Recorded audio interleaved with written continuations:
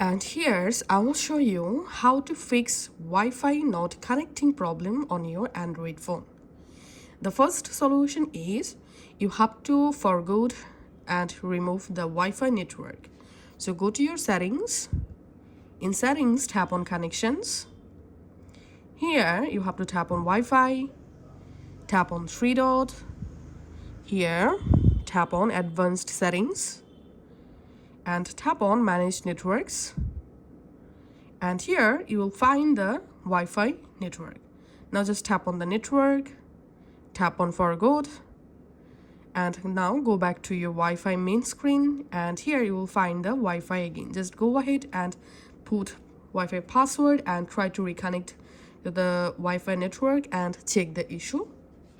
And the second solution is we have to reset our network settings. To do that, you have to go to your settings, and in settings, go down and tap on general management. In here, go down and tap on reset. Here you have to tap on reset Wi-Fi and Bluetooth settings. Tap on reset settings, and as you can see, Wi-Fi and Bluetooth settings resetted.